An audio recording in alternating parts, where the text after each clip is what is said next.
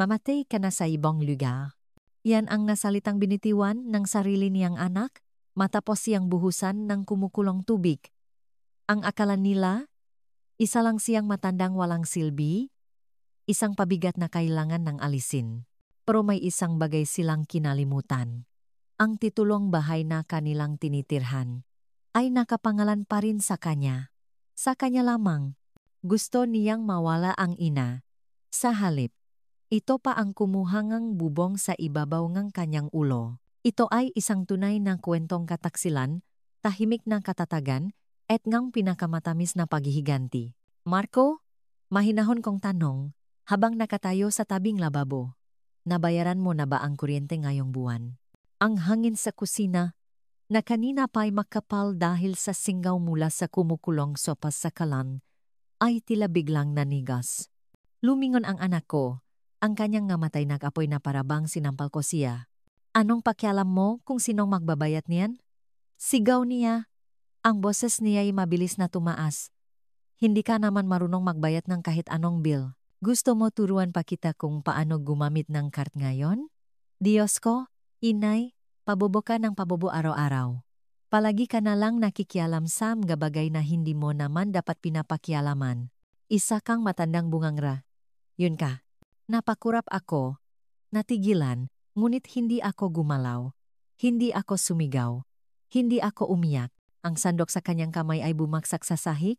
Ang tunog ay matalim at pinal. Inabot niya ang kaldero ngang sopas na kumukulo sa kalan. Halos wala akong oras na maintindihan ang ginagawa niya bago tumilapon ang nakapapasong likido sa aking braso. Agad-agad ang sakit.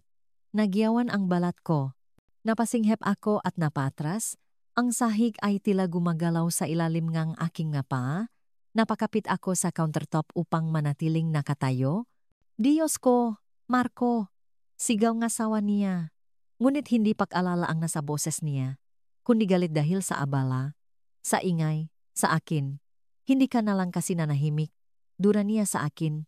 Palagi kang nanggugulo dito sa bahay para saan? Para mapansin? Pinapakain ka namin. Pinapatira ka namin dito ng libre. Tapos ganito pa ang igaganti mo? Bakit hindi ka na lang umalis at mamatay sa ibang lugar? Wala kaming pakialam. Naririnig mo ba? Wala kaming pakialam. Tiningnan ko siya, basa ang aking mukha, hindi dahil sa luha, kundi dahil sa pakabigla. Nakatayo lang siya ron, nakakrus ang mga braso, ang mga labi ay nakangiwi sa pandidiri na parabang sinira ko ang hapunan niya. Sa isang sulok ng kusina, ang apo kong lalaki ay nakaupo, naninigas sa kanyang maliit na mesa. Ang nga daliri niya ay nakapalibot sa isang tetra pack ng juice. Ang kanyang mga mata ay malaki at madilim at masyadong tahimik para sa isang 6 na taong gulang. Hindi siya nagsalita, tinitingnan niya lang ako na parabang hindi niya lubos na maunawaan ang nangyari. Gusto ko siyang yakapin. Gusto kong sabihin sa kanya na magiging maayos ang lahat, pero hindi. Ang braso ko'y kumikirot, galit at pula, ang balat ay nagsisimula ng magpaltos. Tiningnan ko ang paso, pagkatapos ay muli sa 2 taong nakatayo sa harap ko. Ang sarili kong anak at ang kanyang asawa, na handang-handa na akong itapon, itabi na parang tirang pagkain. Mula sa hapunan na hindi man lang nila ipinagpasalamat na ako ang nagluto. Wala akong sinabi. Dahan-dahan akong tumalikot, nakakapit pa rin sa countertop para sa balanse, at lumabas ng kusina. Walang sumunod sa akin. Walang nagtanong kung ayos lang ako. Nadaanan ko ang sala kung saan dati akong umupo at nagbabasa ng makwento sa maliit na batang iyon. Nadaanan ko ang pasilyo kung saan dati tumatakbo ang anak ko kapag nagagasgasan ang kanyang matuhod, sumisigaw ng inay. May kahulugan pa ang salitang iyon nun. Pag-ari ko pa iyon dati. Nakarating ako sa aking silid. Isinara ng marahan ang pinto. At nilok ito. Pagkatapos ay sumandal ako sa kahoy. Hinayaan ang sarili kong dumulas hanggang sa maupo ako sa sahig. Matindi ang sakit sa aking braso, ngunit ang mas malalim na sumugat ay ang katahimikan mula sa kabilang panig ng pinto. Walang kahit isang katok. Tinanggal ko ang basang tela na dumikit sa aking balat at kinagat ang aking labi upang pigilan ang pag-iyak. Binalot kong tuwalya ang aking braso, marahang idiniin. Mababaw ang aking pahinga, ngunit malinaw ang aking isipan, Mas malinaw kaysa sa mga nakaraang buwan. Gusto nilang mawala ako at bigla kong napagtanto na handa na akong umalis. Ngunit hindi sa parang iniisip nila. Masyadong matagal na akong nanahimik. Masyadong matagal kong pinalit ang aking sarili upang makasya sa isang bahay na itinayo ko gamit ang sarili kong makamay. Binayaran ng sahot mula sa 2 trabaho. Binili nung nabubuhay pa ang aking asawa. At noong ang pamilyang ito ay sulit pang iligtas. Nakalimutan nila iyon. Akala nila isa lang akong matandang babae na walang mapupuntahan. Nakamali sila. Dahan-dahan akong tumayo, inaalalayan ang aking napasong braso at naglakad patungo sa aking aparador. Sa pinakalikot ng pinakamababang drawer, sa ilalim ng lumang sweater at nakatuping kumot, ay may isang maliit na kahon na gawa sa kahoy. Hinila ko ito at binuksan gamit ang makamay na halos hindi nanginginig. Sa loob, malutong pa at may matupi mula sa araw na ito'y inilimbeg, ay ang orihinal na titulo ng bahay. Ang pangalan ko, malinaw na nakasulat at wala ng iba. Hindi sila kailanman nagtanong. Nak-assume lang sila. Hinayaan ko sila hanggang ngayong gabi. Isinara ko ang kahon, ipinatong sa kama, at nagsimulang mag-empake. Hindi marami, kung ano lang ang kailangan ko. Ilang pamalit na damit, ang aking sepilyo, isang maliit na litrato ng aking asawa, at isang luma at gasgas na libro na hindi ko patapos basahin. Dahan-dahan akong kumilos, tahimik, metodikal, tulad ng ginawa ko ng daan-daang beses sa aking buhay, naglilinis ng ngakalat na walang sinuman ang nakmamalasakit na pansinin. Nang may sara ko ang aking bag, tahimik na ang bahay. Ang aking anak at ang kanyang asawa ay pumasok na sa kanilang silid, tiwala sa kanilang kalupitan, kontento na hayaan akong maupo at magdusa. Lumabas akong aking silid, dala ang bag, at naglakad papalampas sa kanilang pinto. Wala pa ring tunog, walang pahingi ng tawat, walang kahit isang sulyap. Ang paso sa aking braso ay pumipintik sa bawat hakbang ko. Ngunit ang aking likod ay mas tuwid kaysa sa mga nakaraang taon. At nang buksan ko ang pinto sa harap, ang hangin gabi ay dumaloy sa akin na parang kalayaan. Gusto nilang mawala ako, kaya umalis ako. Ngunit hindi walang dala, hindi wasak. Umalis ako ng tahimik, dala ang titulongeng bahay na nagtataglay pa rin ng aking pangalan. Hindi ako umiyak sa biyahe ang bus. Ang mga ilaw ay kumikislap sa itaas ng aking ulo, at ang mga bintana ay nanginginig sa tuwing tumatama ang magulong sa lubak. Inalalayan ko ang aking napasong braso sa ilalim ng aking sweater at tumingin sa madilim na makalsada ng Laguna na kilala ko na mula pa noong ako'y bata. Walang nakaupo sa tabi ko. Isang luma at maliit na bag lang sa aking kandungan at isang katahimikan na mas mahaba pa kaysa sa daan sa unahan. Bumaba ako sa isang bayan na hindi na maalala ng sinuman sa bahay ng anak ko na tinitirhan ko dati. Isang bayan na mas maraming puno kaysa sa tao ngayon, kung saan ang karinderya ay nagahain pa rin ng adobo na may puting kanin, at ang kartero ay kumakaway pa rin kahit hindi kaniya nakita sa loob ng 20 taon. Nilakad ko ang huling 2 kanto patungo sa lumang bahay. Akin. Palaging akin. Ito'y nasa labas lamang ng bayan. Lampas sa simbahan at sa tindahan ng patuka. Ang mabaytangang beranda ay umalulong tulad ng dati, at ang hangin ay marunong pa ring sumipol sa sirang screen door. Ang susi ay nasa ilalim pa rin ng 3 paso. Sa loob amoy kahoy, alikabok, at alaala ang bahay. Binuksan ko ang nga ilaw isa-isa na parang gumigising sa isang taong mahimbing ang tulog. Mas maliit ang kusina kaysa sa naalala ko. Mas nanilaw ang mga kurtina, ngunit nakatayo pa rin ang mesa. Ang tasang kape na may pingas sa hawakan ay naghihintay pa rin sa likod ng 2 kabinet. At sa silid sa likod, ang aparador na gawa sa sedro ay naglalaman pa rin ng manaywan ko. Nagsindi akong maliit na lampara at umupo sa gilid ng kama. Ang aming kaman nun ni Ricardo. Binili namin ang bahay noong 1986. Katatanggap pa lang niya noon bilang full-time sa talyer at ako naman ay kumukuhang dagdag na shift sa ospital. Nag-ayos siya ng matambutso at gulong sa umaga. Naglilinis ako ng sugat at humahawak ng kamay sa gabi. Wala kaming marami, ngunit mayroon kaming plano. Inipon namin ang bawat barya, bawat sahod sa overtime. Hindi kami nagbakasyon, tumanggi sa mga bagong damit, hindi dumalo sa mga party. Et ladrilyo sa ladrilyo, piso sa piso, naktayo kami ng isang tahanan. Hindi lang basta tahanan, ang aming tahanan. Ito ay isang maliit na bahay na may dalawang palapak na may tuklap na pintura at isang matigas na pinto na sumasabit tuwing teg-init. Kami mismo ang naglagay nga baldosa sa kusina. At si Ricardo ang gumawang upuan sa beranda para sa aming 10 anibersaryo. Nagtanim kami ng marigold sa harap dahil sabi niya, nakmumukhang nakangiti ang bahay. Namatay si Ricardo noong 2003. Hindi ito biglaan, ngunit pakiramdam ko pa rin ay parang hinila ang sahig mula sa ilalim ko. Kanser sa baga, masyadong maraming taon sa garahe, nalalanghap ang usok, ayaw tumigil. Dati niyang sinasabi, kapag huminto ako sa pakilos, mamamatay ako. At tama siya. Bumagal siya. At pagkatapos ay nawala na. Iniwan niya ang bahay sa akin, siyempre. Hindi naman iyon kinuwestiyon ng sinuman. Ako naman talaga ang laging nag-asikaso ng mabayarin. Ako ang nagsisigurado na bayat ang mortgage, hindi nagyayelo ang mantubo, hindi tumutulo ang bubong. Nang mag-asawa si Marco, naisip kong magandang ideya, nahayaan siyang at ang kanyang bagong asawa na lumipat sa bahay. Nagsisimula pa lang sila, at naisip ko, bakit hindi, malaki naman ito para sa aming lahat. Lumipat ako sa mas maliit na silid. Ibinigay ko ang master's bedroom. Nagluto ako para sa kanila, naglinis ako para sa kanila. Inalagaan ko pa ang kanilang anak habang nagtatrabaho sila, libre, siyempre. Hindi ako kailanman humingingang kahit isang sentimo. Naalala ko ang araw na lumipat siya. Ang aking manugang, pumasok siya sa pinto na may takong na tumutunok sa sahig. Ang ilong ay nakakunot na parabang mabaho na ang lugar.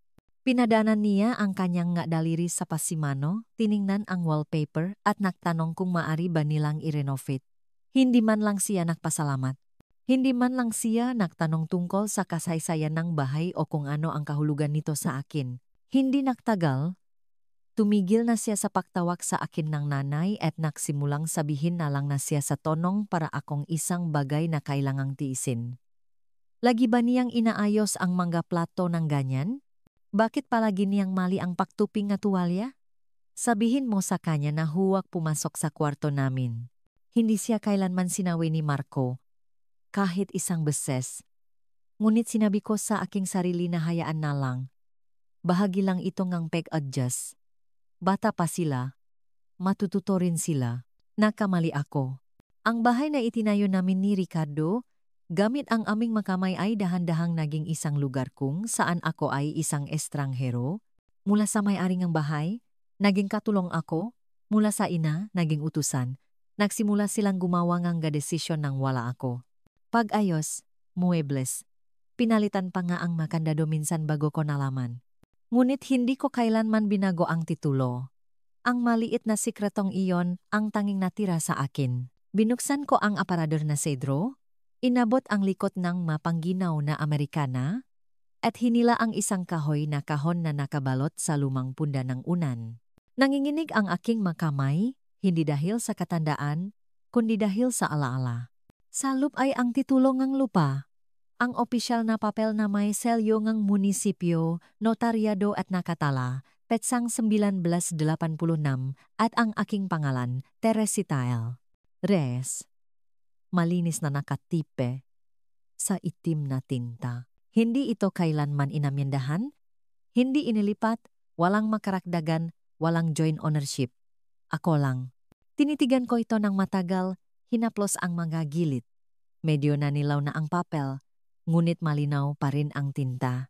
Pumirma rin dito ang aking asawa noong malakas at matatag pa ang kanyang magkamay. Ang pirma na iyon ay isang pangako.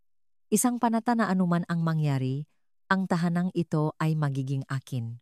Nakalimutan nila iyon. Hinayaan ko silang makalimot, ngunit ngayong gabi, naalala ko ang bawat gabing umuwi si Ricardo na may langis sa kamay at isang halik sa labi. Naalala ko ang bawat seke na pinirmahan ko. Bawat gabi na naktis ako para lang makabayad kami sa susunod na hulog. Naalala ko ang unang hapunan namin sa bahay na ito, nakaupo sa mga folding chair bago pa kami makaroon ng mesa. At naalala ko kung sino ako. Hindi isang pabigat, hindi isang bisita. Isang tagapagtayo, isang tagapagbigay, isang asawa, isang ina. Ang babaeng bumuo sa bahay na ito bago pa man tumapak ang sinuman sa loop nito.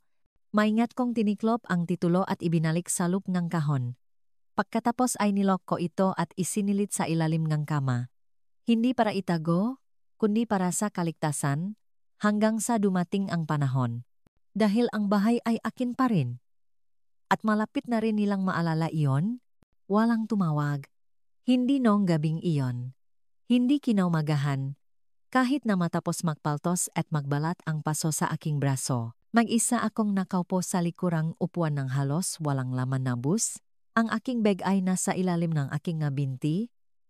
Ang manggas ng aking sweater ay basa mula sa pamahit na ipinahit ko sa sugat. Ang makina ay umugong sa ilalim ko. Isang tuloy-tuloy na mekanikal na ritmo na sa paanuman ay nagparamdam sa akin na hindi ako nag-iisa. Tumingin ako sa bintana, pinapanot ang mapuno na nagiging mabukirin pagkatapos ay gumugulong sa banayat na maburong na laguna. Ang gabayan ay dumadaan na parang hininga, tahimik, hindi napapansin, walang pakialam. Hinayaan nila akong lumabas ng walang salita. Hindi ako nag-iwan ng sulat. Hindi ko kailangan. Gusto nilang mawala ako? At ngayon, wala na ako. Inabot ng 4 na oras at isang lipat bago ako bumaba sa maliit na istasyon malapit sa Barangay Maligaya. Isang pangalan na hindi makikilalang sinuman mula sa buhay ng aking anak. Dati itong aming lugar para sa katapusang linggo. Binili namin ni Ricardo ang lupa noong mas bata pa kami, umaasang gawin itong isang tahimik na takasan. Hindi namin natapos ang branda o naitanim ang hardin, ngunit kami ang naglata ng pundasyon. Siya mismo ang nagbuhos ng semento, ang kanyang makamay ay magaspang at matatag. Ang lugar na iyon ay may magabakas ng kanyang daliri sa bawat bintana. Maliit lang ang bahay, isang palapak lang. Nakatago sa likod ng isang hanay ng magalumang punong akasya. Ang tarangkahan sa harap ay umalulong sa parehong paraan tulad ng 20 taon na ang nakalipas at ang mailbox ay mayroon pa ring aming pangalan, halos hindi na mabasa sa ilalim ng kalawang. Habang papalapit ako, may nakita akong isang tao sa kabilang kalsada, isang matandang babae na nag-alaga ng kanyang narosas. Huminto ako. Tumingin siya ng masinsinan, pagkatapos ay nagliwanag ang kanyang mukha. Teresita, tawag niya, lumalapit sa bakod. Diyos ko.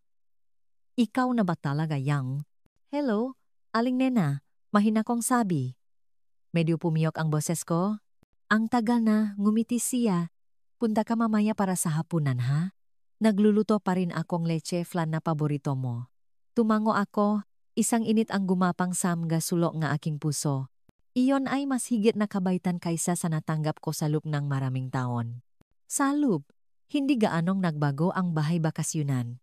Ang mga muebles ay natatakpan pa rin ng puting tela. Kumapit ang alikabok sa mamabintana, at ang hangin ay amoy sedro at tim. Binuksan ko ang mabintana, pinapasok ang simoy ng hangin. Winalis ko ang sahig, inilabas ang kaunting dala ko. Nahanap ko ang takure, na iginigi ni Ricardo na gumagawa ng pinakamasarap na tsaa at nakpakulo ng tubig para lang marinig itong sumipol muli. Nang gabing iyon, nagluto si Aling Nena ng manok na may sarsa. At nag-usap kami na parang hindi kami natigil. Ang kanyang asawa ay pumanaw ilang taon na ang nakalilipas. Ang kanyang mga anak ay lumipat sa malayo. May aso na siya ngayon, isang matandang beagle na nangangalang whiskey na mas malakas humili kaysa tumahol. Ito ay simple at mabagal na pag-usap. Walang mataas na boses, walang akusasyon, kapayapaan lang. Nang bumalik ako sa bahay ng gabing iyon, nagsindi ako ng isang lampara sa kusina at kumuha ng isang malinis na piraso ng papel. Panahon na para magsulat ng bagong huling habilin. Isinulat ko ang lumamaraming taon na ang nakalilipas, noong naniniwala pa ako sa utang na loop at ipinapalagay na ang kabaitan ay babalik din. Iniwan nito ang lahat kay Marco. Ang bahay, ang lupa, ang maliit na savings account na naitayo ko sa paglipas ng taon mula sa Social Security at maingat na pagtitipid.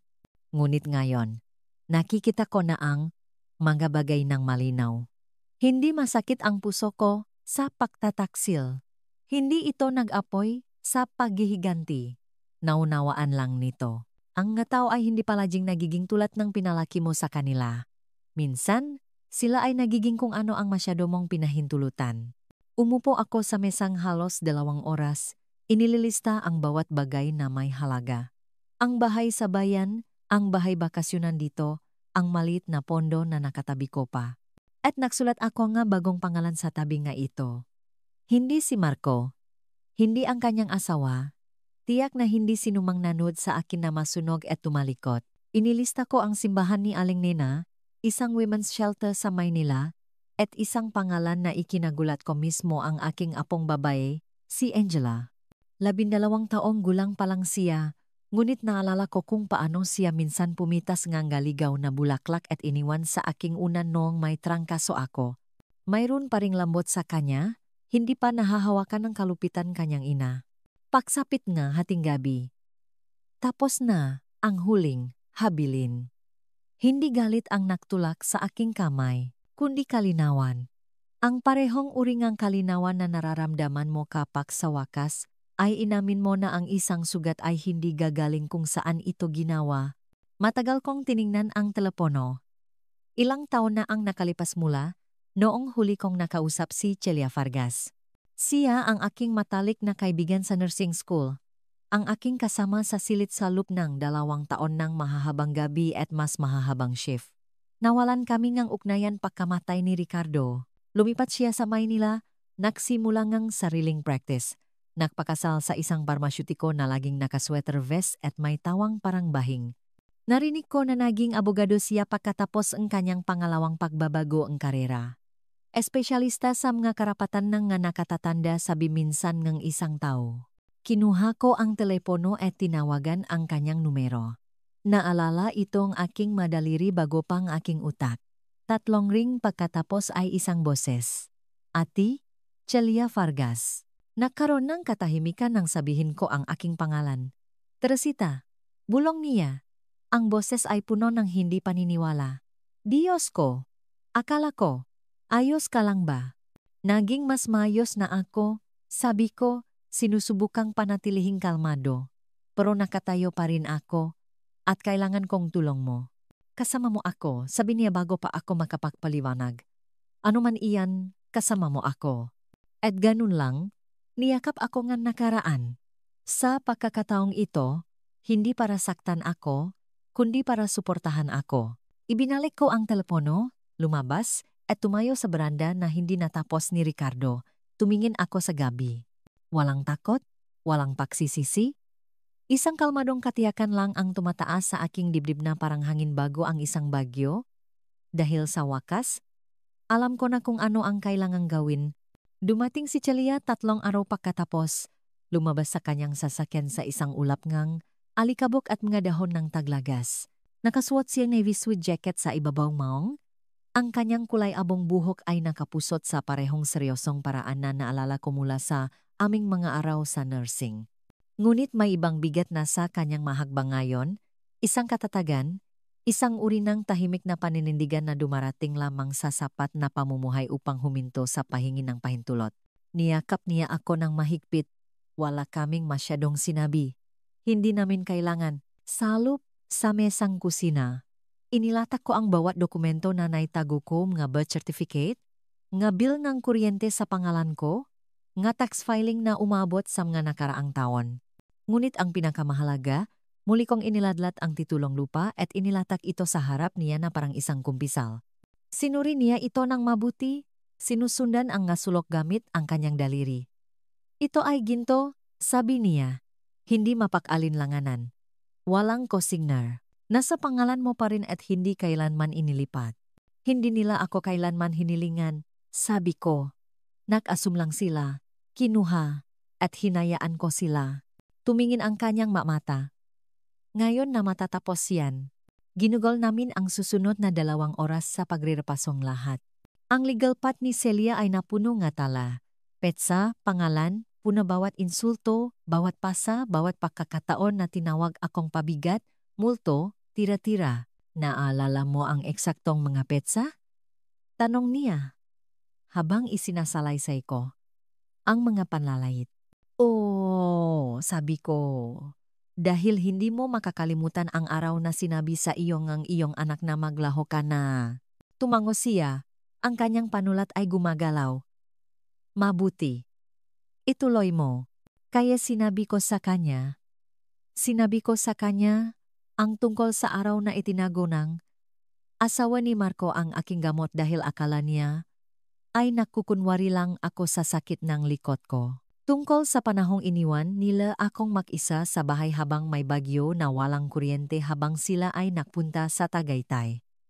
Tungkol sa kung paano hindi kailanman nakasama ang pangalan ko sa mga birthday cake. Kung paano hindi ako pinayagang umupo sa pangunahing mesa tuwing Noche Buena. Kung paano ang bahay na binayaran ko ay naging isang bilangguan na gawa sa maasal at inaasahan. Ipinakita ko sa kanya ang paso sa aking braso, pula pa rin, galit pa rin. Ang bibig ni Celia ay naging isang mahigpit na linya. Ito ay pang-abuso sa nakatatanda Tita Teresita, mahina niyang sabi. Lantaran at simple. Hindi ka lang nasa iyong nga karapatan. Panahon na para sa hustisya. Kinuha niya ang kanyang bag at naglabas ng isang folder. Gagawa ako ng isang eviction notice, sabi niya. Isasampa natin ito sa Regional Trial Court. Kapag nakita ng hukom ang dokumentasyong ito, hindi na ito aabot sa hearing. Mapapaalis mo sila sa loob ang 2 linggo. Magagawa ko ba iyon? Tanong ko. Hindi dahil sa pagdududa sa batas, kundi dahil isang bahagi ko pa rin ang nag-iisip kung ginagawa ba akong malupit nito. Dapat mong gawin iyon? Sagot niya. Kung hindi, kinukonsinti mo ang mga taong nanakit sa iyo. Hindi ito paghihiganti, Teresita. Ito ay pagtatama. Nang gabing iyon, hindi ako makatulog. Hindi dahil sa takot, kundi dahil sa unang pagkakataon sa mahabang panahon, naramdaman kong hindi patapos ang aking buhay. Nakpause lang ito at ngayon ay nagsisimula na ulit. Kinaumagahan, naklock in ako sa aking retirement account. Hindi ko ito ginalaw sa loob ng maraming taon, halos hindi ko tiningnan ang balansa. Palagi kong sinasabi sa sarili ko na ito ay para sa mga emergency. Well, ano ang tawag mo sa pagiging napaso at pinalaya sa sarili mong bahay? Nalipat ako ilang libo sa aking checking account. Sapat para sa mga legal fees, sapat para ipaalala sa sarili ko na hindi ako bangkarote, hindi walang magawa, hindi tapos. Tumawag si Celia. Nang hapong iyon na may draft. Finalize na natin ito ngayon. Sabi niya, pagkatapos ay isasampa bukas ng umaga. Binasa niya ng malakas ang nga salita, mga legal na termino na nakapatong sa hilaw na katotohanan. Ang naninirahan ay walang kasunduan sa pag-upa. Ang may-ari ngang ari-arian, si Teresita L. Reyes, ay nagpapanatilingang nag-isang legal na pagmamay-ari mula noong 1986. Ang mananinirahan ay paulit-ulit na nakpakita ang verbal, emosyonal, at pisikal na pagmamaltrato sa petisyoner, kasama ang isang dokumentadong pagkakataon ng pisikal na pananakit nung petsa. Tumigil siya. Sigurado ka na bang handa ka na? Tanong niya. Ipinikit ko ang aking mamata. Nakita ko ang mukha ni Marco nung gabing sinigawan niya ako. Nakita ko ang ngisi ng kanyang asawa. Nakita ko ang aking apo na nanunod mula sa sulok, tahimik, walang magawa. Pagkatapos ay nakita ko ang pirma ni Ricardo sa titulo. Oh, sabi ko, handa na ako. Ang mahuling papel ay inilimbek, pinirmahan at notaryado sa likod na silid ng opisina ng Clerk of Court. Si Celia ay tumayo sa tabi ko habang isinusulat ko ang aking pangalan. Mabagal, sinadya, matatak bawat letra ay inukit sa tinta na parang isang linya na iginuhit sa buhangin. Tumingin ako nang matapos ako. Ayan na, sabi ni Celia. Mas malambing na ngayon ang kanyang boses. Ihahatid sa kanila ang notis sa loob ng 48 oras. Tinatakan ngang babay sa likod ng desk ang dokumento at isinilit sa isang file. Tapos na. Lumabas ako sa liwanag ng araw at sa unang pagkakataon sa loop ng maraming taon, hindi ko naramdaman na maliit ako. Naramdaman kong matangkat ako kahit nakuba na ang aking likod. Naramdaman kong buo ako kahit na may mga bahagi ko pa na naghihilom. Kaka-effect ko lang sa sarili kong anak. Ngunit ang tunay kong ginawa ay bawiin ang aking buhay. Ang bahay na iyon ay akin sa halos 4 na dekada. Hindi lang sa batas, kundi sa pag-ibig. Itinayo ko ito kasama si Ricardo, inalagaan sa gitna ng pakawala, ibinahagi dahil sa kabutihang loob, hindi obligasyon. At ngayon, binawi ko ito. Hindi sa sigawan, hindi sa kamaw, kundi sa katotohanan. Katotohanan sa papel, katotohanan na may bigat, katotohanan na ihahatid sa kanilang pintuan, na parang isang huling paalala. Gusto nilang mawala ako. Sa halip, ako ang nagpali sa kanila. 10 araw ang lumipas. Lumamig ang hangin. Ang mapuno sa barangay Maligaya ay naglalagas ng kanilang huling ginintuang dahon na parang mga katotohanang sa wakas ay nabunyag. Ginugol ko ang aking umaga na nakaupo sa branda na may kumot na nakabalot sa aking nga balikat, humihigop ngang matabang na kape, at pinapanot ang tahimik na mundo na bumabalik sa kanyang ritmo. Sa loop, mainit ang bahay, malambot ang aking kama, at ang pangalan ko ay nasa bawat bill, bawat dokumento, bawat alaala na hindi muling isinulat ng pag-angkin ng iba. Pagkatapos, sa ika-11 araw, tumawag si Celia. Naihatid na sa kanila. Sabi niya, kaninang umaga, personal na iniabot ng serif ang order ngang 9:17 Hindi ako ngumiti, ngunit naramdaman ko ang isang pagbabago sa loop ko, na parang isang lumang pinto na muling bumubukas. Sa wakas, walang bigat na pumipigil dito. Sabi niya sumigaw daw ang asawa, dagdag ni Celia. Sinubukan ng anak mo na makipagtalo sa deputy. Mayroon silang 5 araw para umalis. Nanatili akong tahimik. 5 araw? Mas maikli iyon kaysa sa panahong ibinigay nila sa akin para makabawi sa isang insulto. Mas maikli kaysa sa panahong ginugol nila sa pag-isip kung ayos lang ako. Mas maikli kaysa sa panahong kailangan ko para mapagtanto na tumigil na silang tingnan ako bilang tao. Nang gabing iyon, tumunok ang telepono. Nakita ko ang pangalan bago ko marinig ang boses. Hinayaan kong makring itong 2 beses bago pinindot ang silent. Pagkatapos ay tumunok ito ulit at ulit. Hinayaan ko itong mapunta sa voicemail. Sa ika-4 na pagkakataon, kinuha ko ang receiver. Ngunit hindi ako nagsalita. Ang boses niya ay bumasak sa linya na parang isang bagyong sumisirang salamin. Ma, anong ginawa mo? Isang sandali, pinalayas mo kami? Seryoso ka? Hindi pa rin ako nagsalita. Nasaan ka ba? Akala mo ba laro ito? Akala mo ba basta-basta mo na lang kami itatapon? Pagkatapos, mas mahina. Tahimik. Ma, parang awa mo na. Stress lang kami, okay? Nakainitan lang, pero pamilya mo pa rin kami. Pamilya mo kami? Ang masalita ay umupo sa aking tainga na parang suka. Patuloy siyang nagsalita, ang kanyang tono ay nagbabago na parang buhangin. Galit, pagkatapos ay pagkakasala, pagkatapos ay desperasyon. Maayos natin ito. Hindi mo kailangang gawin ito. Kausapin mo lang ako please ma. Ibinaba ko ang telepono, hindi sa galit, kundi sa kalinawan. Kinaumagahan. 2 patrol char ang huminto sa labas ngang bahay na dati kong tinawag na akin. 2 opisyal ang lumabas. Ang nga plaka ay kumikinang sa sikat ngang araw. May mga clipboard sa kamay. Hindi ko kailangang nandun para malaman kung paano ito nangyari. Naipaliwanag na ni Celia ang lahat. Kakatok sila. Sasabihin nila ang utos ng korte. Bibigyan sila ng isang huling babala. At kung may pagtutol, aalisin sila. Hindi sa puwersa, kundi sa batas. Ang parehong batas na binaliwala nila nang tawagin nila akong walang kwenta. Nang itapon nila ang aking magkumot, nang itabi nila ang aking plato dahil ang mga bisita ay huling kumakain. Naisip ko si Marco na nakatayo sa pintuan. Malaki ang nga mata sa hindi paniniwala. Ang bibig ay nahahanap ng masalita na wala ng halaga. Ang kanyang asawa ay sumisigaw. Namumula ang mukha sa galit. Sinusubukang makipagtalo sa mga papeles. At ang aking apo, tahimik, nalilito, nanunot muli mula sa sulok tulad noong gabing iyon sa kusina.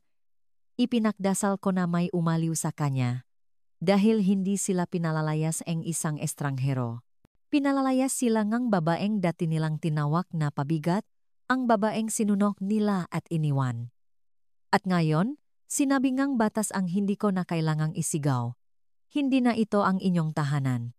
Paglubog ng araw, wala na sila. Ang manggahon ay dali-daling isiniksik sa kanilang sasakyan. Mga bagay na naiwan sa mga bunton. Mga bagay na dati nilang inaakalang pag-ari nila.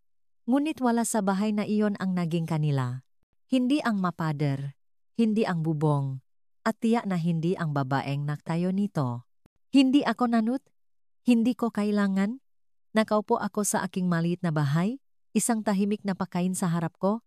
Ang aking nakabendang braso ay sa wakas ay nagsisimula ng gumaling. Sa labas, ang hangin ay humahampas sa mga puno.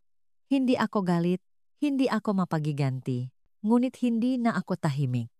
Kinalatkat nila ang pangalan ko sa kanilang bersyon ng pamilya, at ngayon, binikas ng korta ang sa akin bilang kapalit. Sapat na malakas para marinig ang buong kapitbahayan. Ang babaeng dati nilang tinawag na Linta ay binawi ang mismong bahay na pinaktayuan nila ng kanilang kayabangan. Tinawag nila akong patay na timbang, at ngayon, wala na silang mapupuntahan. Hindi na ako muling tumapak sa loob ng bahay na iyon. Kahit isang beses, kahit na matapos palitan ang nga kandado, kahit na matapos maglaho ang nga alingaw-ngaw kanilang sigawan mula sa nga pader, hindi takot ang pumigil sa akin, kundi kapayapaan. Nabawi ko ang akin, ngunit wala akong pagnanais na manirahan kasama nga lumang multo.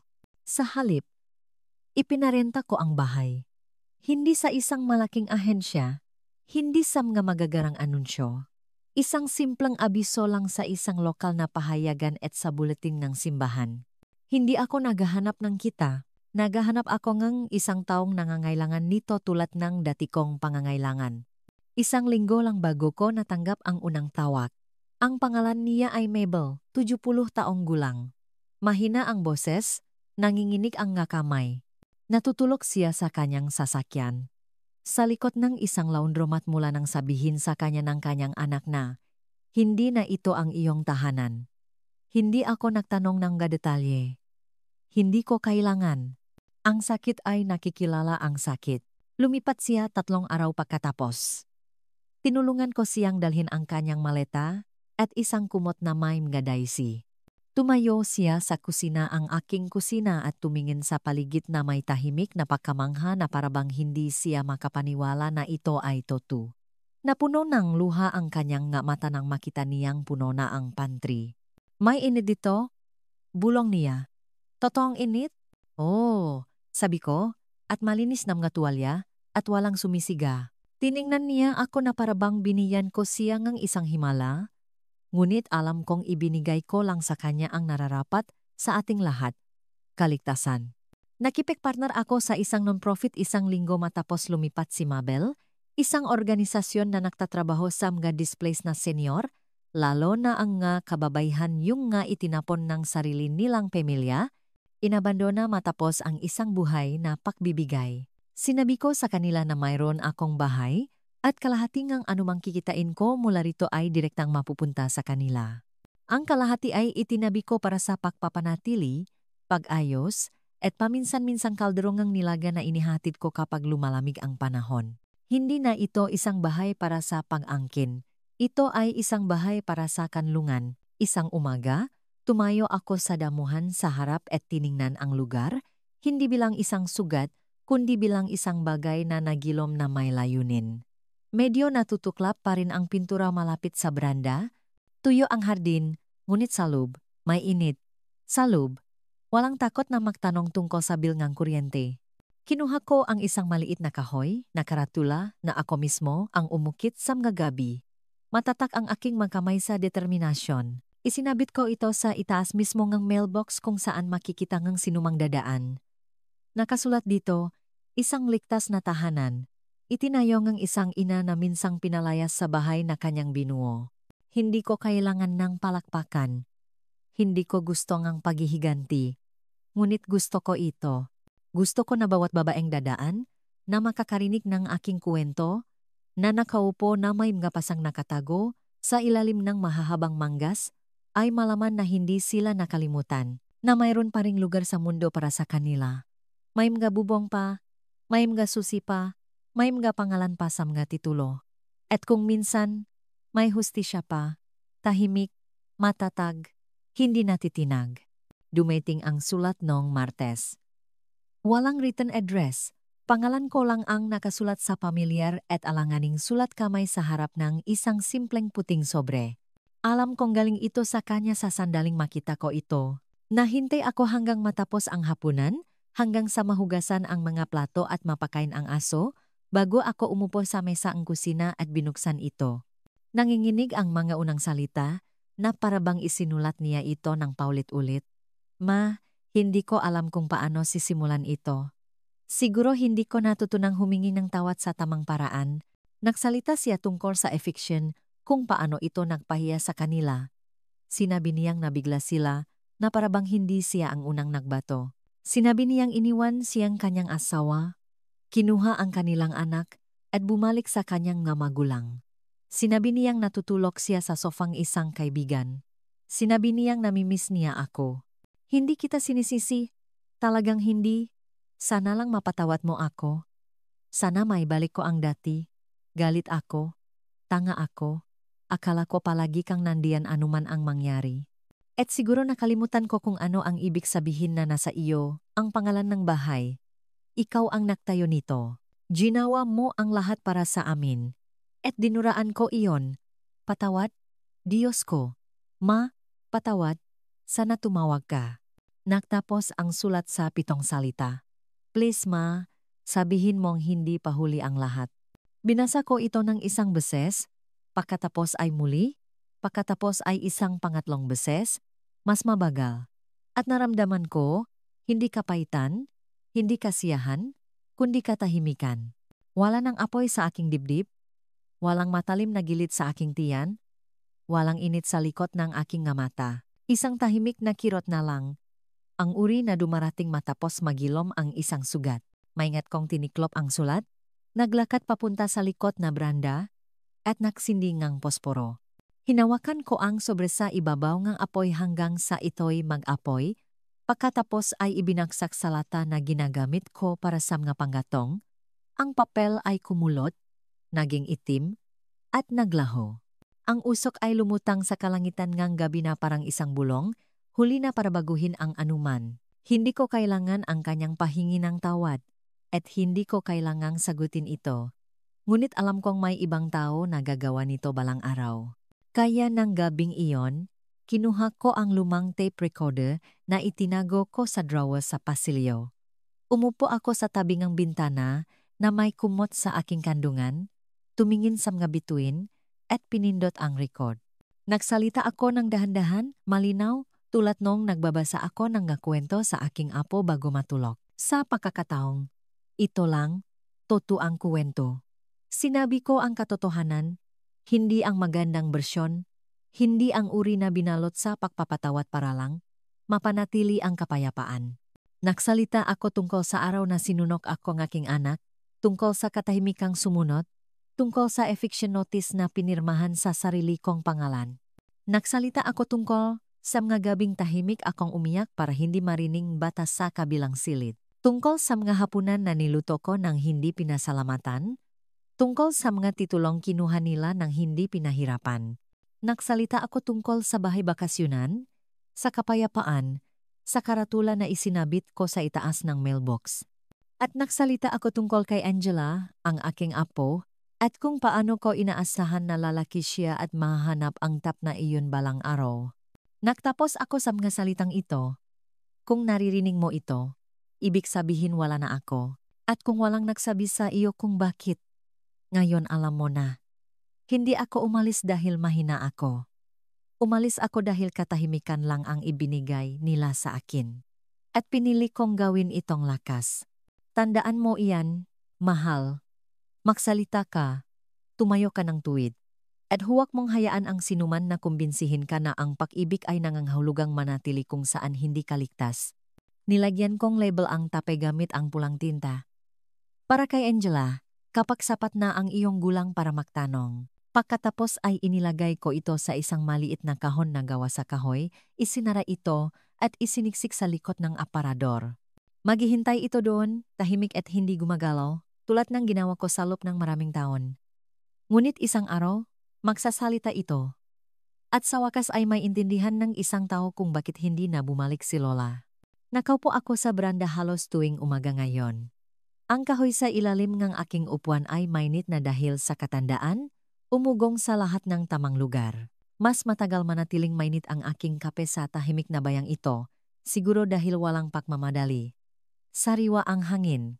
At ang mapuno, ang mamatatandang bantay ng daan, ay umuyuko ng marahan sa simoy ng hangin na parabang naalala nila ako. Ang aking braso ay may paklat pa rin, mula siko hanggang pulso. Isang maputlang rosas na alaala na nakaukit sa aking balat. Ngunit wala na ang kirot. Hindi lang mula sa sugat mula sa lahat. Minsan, isang anak ng kapitbahay ang dumadaan. Si Sarah, ang pangalan niya, 17, marahil 18, na may mausisang isip at isang kuwaderno na laging nasa kanyang kandungan. Nagtatanong siya kapag sa tingin niya ay nasa mood akong makipag-usap. Isang hapon, tumingin siya sa akin at sinabi, "Ginang Reyes, natakot po ba kayong mag-isa na ganito?" Ngumiti ako sa aking tasa. "Hindi, Hija," sabi ko sa kanya.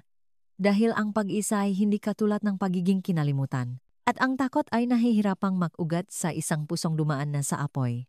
Tinanong niya kung bakit hindi ako muling nag-asawa. Bakit hindi ako bumalik upang bawiin ang akin. Tumawa ako, mahina at buo. Naibigay na nila ito pabalik, sabi ko. Nang umalis sila, iniwan nila ang isang bagay na hindi naman talaga nila pag-ari, kapayapaan. Mukha siyang nalilito, ngunit nakita ko ang ngaingra ng umikot. Sumandal ako, ipinatong ang aking kamay sa rehas. Ang arongang umaga ay sumasayaw sa beranda. Ang aking masalita ay mabagal ngunit malinaw. Iniisip ng mga tao na ang matanda ay marupok, na kami ay malutong at maliit at madaling balewalahin. Ngunit mali sila. Ang toto, napapagot lang ang mga matatanda sa pagsigaw. Ginugol namin ang aming buhay sa pagiging, maingay sa lahat ng tahimik na paraan gumigising ng maaga, pinapanatiling buo ang pamilya, nagtatrabaho sa mga trabahong hindi namin gusto para sa mga taong mahal namin. Hindi kami humihinto sa paglaban. Humihinto lang kami sa pag-anunsyong laban. Tumango siya, may isinusulat. Itinuro ko ang bahay sa kabilang bukid. Ang dati kong lugar, ngayon ay tahanan ng iba. Puno ang tawanan na hindi nanunuya at init na hindi nakakapaso. Ang bubong na iyon, sabi ko, hindi lang iyan mayero. Alaala iyan, mga taon. At kahit hindi na ako nakatira doon, alam pa rin nito ang pangalan ko. Bawat biga, bawat pako. Naalala? Nito kung, sino ang naglatag nito? Tumingin siya kung saan ako nakaturo. Kayo po ang nagtayo. Itinayo ko ang mahalaga, sabi ko. Ang pag-ibig, ang istruktura, ang kaligtasan. Tahimik siya pagkatapos noon. Minsan iniisip ko kung lalaki siya at maalala ako tulad ng pag-alala ko kay Ricardo hindi sa makwento ng sakit, kundi sa isang uri ng paggalang sa managtitiis at pinipili pa ring maging malambot. Kalaunan nung linggong iyon, nilakad ko ang landas sa likod ng bahay bakasyonan at tumingala sa aking bagong bubong. Walang magara, mahusay at matibay lang nagawa. Pinagawa ko ito noong nakaraang tak-araw ng matuklap ng panahon ang ilang yero. Ngunit nang tingnan ko ito, may napagtanto ako na hindi ko pa napansin dati. Ang isang bubong ay hindi gawa sa pako at alkitran. Ang isang tahanan ay hindi ladrilyo at pundasyon. Hindi ito kung saan ka natutulog. Ito ay kung saan nagpapahinga ang iyong kaluluwa. At itong tahimik na beranda, itong kapirasong lupa, itong bagong kabanata itinayo ko ito hindi sa pera, kundi sa pagpili. Sa katahimikan na naging lakas. Sa mga kamay na marunong paring, mag-alaga kahit na matapos masuno. Ang bahay sa bayan ay may mga bagong nangungupahan na ngayon. Nandun pa rin si Mabel. At isa pang babae ang kalilipat lang, iniwan ng kanyang anak matapos madiagnose na may arthritis. Bumibisita ako minsan, ngunit hindi madalas. Sa kanila na ito ngayon, sa pinakamagandang paraan. May layunin na ulit ito, at ganun din ako. Sa mga gabi, kapag lumalamig ang hangin at mababa na ang ilaw, nakaupo ako rito at iniisip ang lahat ng bagay na dati kong pinaniniwalaan na nawala na magpakailanman. Ang aking boses, ang aking dignidad, ang aking lugar sa mundo. Ngunit wala sa mga ito ang nawala. Nakabaon lang, nahihintay na parang mabuto sa ilalim ng lupa sa taglamig. Ngayon, namumulaklak na ulit ang hardin. At ako nagtatayo pa rin nasa tahanan pa rin. At kung may magtanong man kung paano ito nagtapos, kung paano ang babaeng nasunog ay umalis dala ang bahay, sasabihin ko ito, gusto niyang mawala ako sa buhay niya. Kaya ibinigay ko ang hiling niya. Umalis ako, at isinama ko ang bubong. Dahil gusto niyang mawala ako, ngunit narito pa rin ako. Nasa tahanan pa rin. Isang tahanan na itinayo nga kamay na ito, inangkin nga aking pangalan, at hindi na muling iwan sa katahimikan.